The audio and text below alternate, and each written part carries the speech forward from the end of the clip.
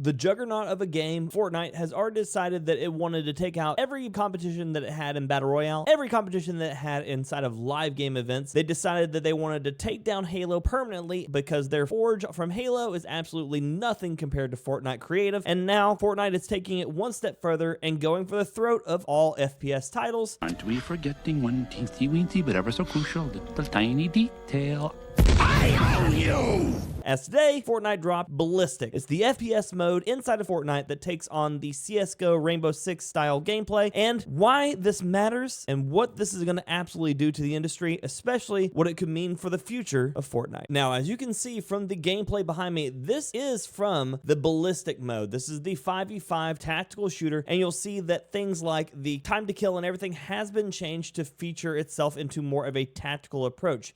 And the fact that Fortnite can take what they do so well and then dramatically change it to be able to play however they want, to go from third person, what they've done so successfully, and to smoothly transfer that into a first person game mode and really show that the engine can handle anything is absolutely insane to begin with. But what's bigger than that is the implications of what this all means. So when Fortnite decides to go from third person to first person, it cuts in a giant portion of the community that was against Fortnite primarily for the first person. So originally the build mode, the building is the part that kind of kept a lot of people from playing. And then they released no build. So now they've built themselves a new audience of players that want to play the third person BR without the building. So now they have build, they have no build. And then one of the last bastions keeping players from playing their game was players like myself that don't prefer third person, prefer first person. Now there's a first person mode. So now with the addition of a first person mode inside of Fortnite, the only thing left remaining that could keep anybody from not wanting to play Fortnite would be the cartooniness. And realistically, that is what defines Fortnite versus everything else visually. I don't see that changing, but the fact that they can hit almost every market of every corner of every part of the game inside of one game has made this game not just massive, it has made it multi-millions massive, because they have recently also broke their biggest concurrent players ever at 14 mil. And right before they did that, they just released a standard season 6 update where they added in a whole new movement system, and then on top of that they've now dropped the 5v5, and now there's rumors that they're adding in an extraction game mode too. Things like Delta Force, Escape from Tarkov, or if you would play Call of Duty, DMZ, those are extraction style titles. And now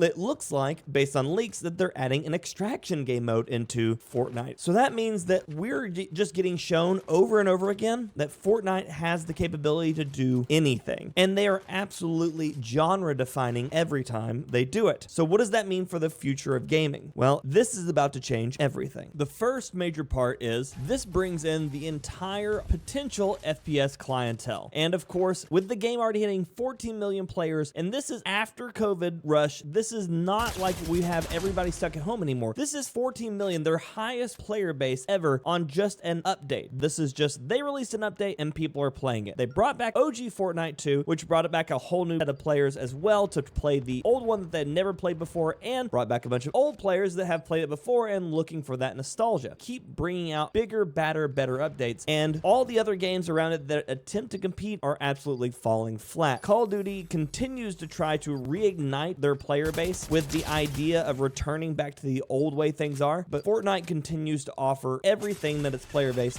wants, while simultaneously still allowing them to continue doing whatever they've always done. So this means that right now, with other games absolutely failing and Fortnite to continue to succeed, more and more players will continue to jump ship. And as more and more players flock to the game, there will be more income for Fortnite as they continue to be able to sell more of these events, more of these skins, more of these experiences. It is one of those things that it becomes exponentially powerful. The more players you have, the more money they make, the more things they can offer. They already have the absolute best, not just events, but crossovers in the industry. We're looking at a situation where where the game offers so much, people won't even be interested in going over into other games. Games are going to have to actually start innovating to try to fight back against Fortnite. Fortnite is essentially enough now the Walmart equivalent of games. Walmart offers so much that all of the little games that can't innovate just die off. And that's one side absolutely terrible, but on the second side, it encourages games that are going to actually be outside of the box to do better. On one side, this is going to cull a lot of games that just can't keep up or are not willing to actually improve themselves. And on the other side, it's going to actually encourage games to come out and be just better if they want to succeed. Fortnite drops a brand new mode that just works. Call of Duty drops a whole new game that should have been a slam dunk that just doesn't. And multiple other titles are doing the same thing. They're running into these issues where they aren't able to continue to maintain a level of professionalism in their patches. Fortnite just continues to do excellent work. And this is coming from a person who is not a massive Fortnite fan, or at least hasn't been, because it wasn't my style. But the fact that I can sit here and already see how many things that Fortnite does well and does right consistently, it makes me wish I would have been a third-person shooter fan for a long time, because Fortnite continues to impress me even when it's not a game style I enjoy, which is hard to do. Now, all of that culminates together to something that I think is going to be very